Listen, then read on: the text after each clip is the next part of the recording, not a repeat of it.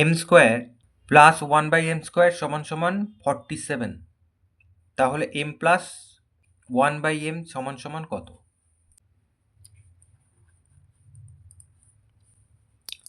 তাহলে এইটা আমরা আগে লিখি, m² প্লাস 1/m² সমান সমান 47।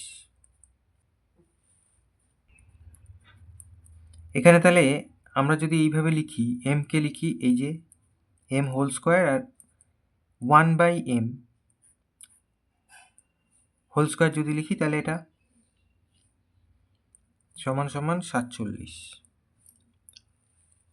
এবার আমরা এখানে দেখতে পাচ্ছি যে a² প্লাস b², a মানে m আর b মানে 1/m।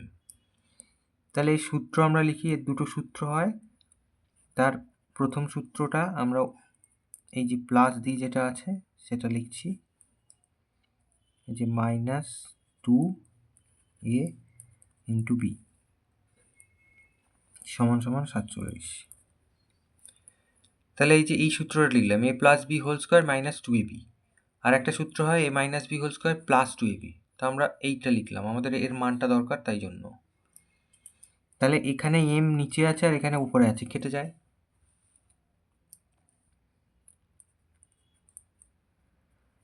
এবার এখানে এটা আমরা যেমন আছে লিখে দিই, -2, এটা মানে -2, 47 ওদিকে আছে।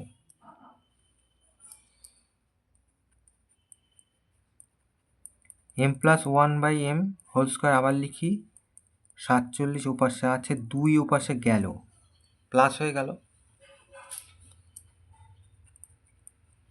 তাহলে m plus 1/m whole square সমান সমান এই দুটো যোগ করলে 49 পাচ্ছি। তাহলে এইদিকে আমরা স্কোয়ার তুলে দেবো, একদিকে স্কোয়ার তুলে দিলে অন্যদিকে √ওভার হয়ে যায়। তাহলে হয়ে গেল।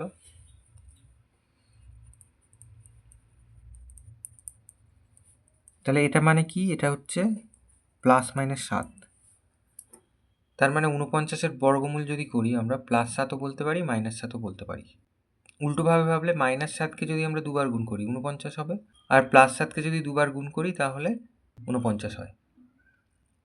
তাহলে আমরা মান পেয়ে গেলাম m প্লাস 1/m সমান সমান +-7।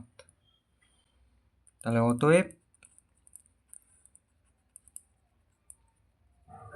নির্ণেয় মান সমান সমান +-7। এটা উত্তর।